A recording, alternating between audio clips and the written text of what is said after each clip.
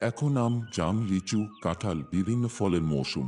তাই আপনাদের কাছে অনুরোধ, আম, লিচু, কাঁঠাল, জাম খাবারের পর তার বীজ, আটি, বিচি, দানা, সিডসগুলোকে সেগুলো ভালো করে পানিতে ধুয়ে শুকিয়ে একটা কাগজে মুড়ে রেখে দিন। যদি কখনো কোথাও গাড়িতে করে দূরে ঘুরতে যান, তবে সেই বীজগুলো অবশ্যই রাস্তার ধারের ফাঁকা জমিতে একে একে ছড়িয়ে দিন।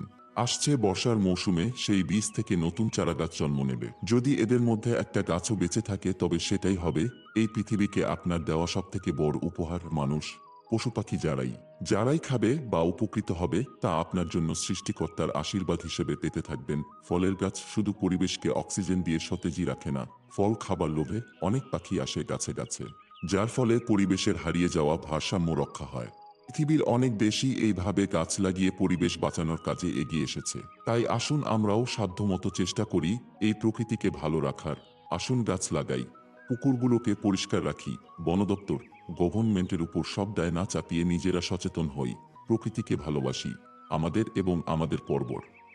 এবং আমাদের পরবর্তী প্রজন্মের অবস্থা যেন এমন না হয়।